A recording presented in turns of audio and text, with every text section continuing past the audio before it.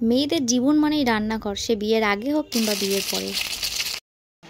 Hello everyone, সবাই কেমন আছো? শুভ দুপুর বলছি কারণ এখন বাজে 1টার বেশি আর এখন আমাকে রান্নাঘরে যেতে হবে, মা নেই বাড়িতে। তো ছাদ থেকে আজকের ভিডিওটা শুরু করলাম। এই যে কেচে টেচে স্নান করে উঠেছি, বাড়ির সমস্ত কিছু কমপ্লিট।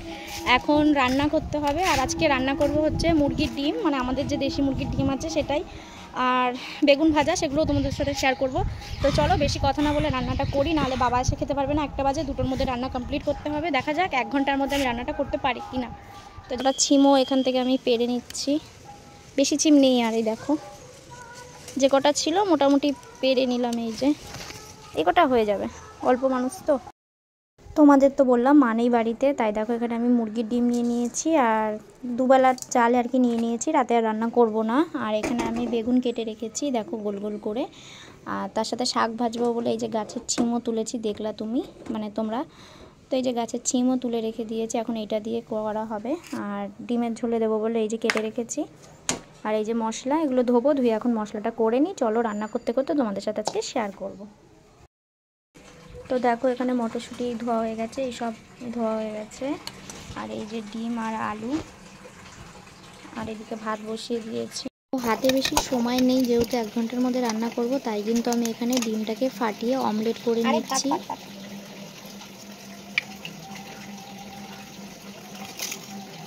পেঁয়াজ লঙ্কা নুন দিয়ে কাটবো।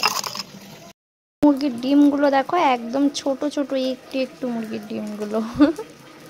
আর ওদের জন্য যেহেতু আমি অমলেট বানিয়েছি, তাই আমার জন্য কিন্তু আমি এখানে ডিমের পোচটাই বানিয়েছি। আমার ডিমের পোচ খুব পছন্দের, তো যাই হোক এটাই বানিয়ে নিলাম আমার জন্য। এখানে আমার ডিম ভাজা হয়ে গেছে, এখন রান্না বসিয়ে দেবো। তো ওদিকে ভাত হচ্ছে আর এদিকে তরকারিটা বসানোর আগেই কিন্তু আমি এদিকে দেখো চুল থেকে ভালো করে জলটা মুছে নেব। আর এদিকে গামছাটাও বের করে নিলাম, অনেকক্ষণ হয়েছে চুলটাকে ভালো করে মোছা হয়নি। আর এই রান্না বাড়ির কাজ এইসবের জন্য নিজের দিকে একদম তাকাতে পারছি না। মেয়েদের জীবন হয়তো এটাই, এইভাবেই চলে। তো যাই হোক রান্নাটা শুরু করব এখন। আমি এখানে তেল দিয়ে নেব কড়াইতে, তারপরে একটা একটা করে দেখো রান্না শুরু করে দিলাম। আর এদিকে দেখছি বাবা চলে এসছে কিনা, দেখি হ্যাঁ বাবা চলে এসছে। তো তারপরে এখানে আলুগুলোকে দিয়ে নিলাম, আর আলুগুলো আমি ডুমো ডুমো করে কেটেছি। আর তারপরে এখানে দেখো মশলা করা ছিল, জিরে আদা রসুন লঙ্কা এগুলো ভালো করে পেস্ট করা ছিল, সেগুলো দিলাম। তারপরে মটরশুঁটি টমেটো এগুলো না দিলে একদম ভালো লাগে না। আর ধনে পাতাটা ছিল না তাই দিইনি। আর এদিকে জিরে ফোড়ন দিতে ভুলে গেছি, তাই কাঁচা জিরে আমি ওর মধ্যে দিয়ে নিয়েছি। আর তারপর এখানে হলুদ দিয়ে ভালো করে মশলাটাকে কষিয়ে জল দিয়ে নিয়েছি। তো এখন কিন্তু তরকারি ফুটে গেছে, ডিমগুলোকে দিয়ে আমি নামিয়ে দেব। আর এদিকে ভাত হচ্ছিল, ভাতটাকে নামিয়ে কিন্তু আমি এই পাশটা বেগুন ভাজা শুরু করে দিয়েছি বসানো। আর তারপরে ছিল শাক ভাজা, আর এটা ছিল আমার কিন্তু খুব পছন্দের একটা শাক। সত্যি কথা বলতে শাক খেতে আমার খুব ভালো লাগে। আর শাকটা একবার দেখো কত সুন্দর হয়েছে। আর এতে কাঁচা লঙ্কা পড়েছে, আর দিয়েছি আলু দিইনি, আর দিয়েছি বেগুন, ছিম, গাছের ছিম এগুলো। তো যাই হোক কাঁচা তেল দিয়ে, সর্ষের তেল দিয়ে এখন কিন্তু নামাবো।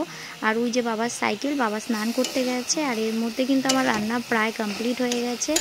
আর তারপরে কিন্তু বাবাকে এখন ভাত দিয়ে দিয়েছিলাম, রান্না কমপ্লিট করে ভাইকেও দিয়ে দিয়েছি। আর যেহেতু মা বাড়িতে নেই, তারপরে আমার খেয়ে আবার বাসন ধুতে হবে, সেই জন্য তাড়াতাড়ি করে আমি এখন খেয়ে নিলাম। তো এখন এখানে খেয়ে নিয়েছি, খেতে ইচ্ছা করছিল না, তো যাই হোক তারপরে শাকের লোভে আর কি খেয়ে নিলাম। শাক খেতে খুব ভালো লাগে। আর তারপর শুধু শাক দিয়েই খেয়েছি, ডিম টিম দিয়ে খাইনি, ডিম খেতে ভালো লাগছিল না তাই। তো খাওয়া দাওয়া হয়ে গেছে, এখন বাজে 2:30 মতো বাজে, কমপ্লিট হয়ে গেছে। এখন শুধু মুরগিকে খেতে দেবো, ব্যাস সব কিছু হয়ে গেছে। আর এখন একটু রেস্ট নেব। তো দেখা হচ্ছে নেক্সট ভিডিওতে, টাটা।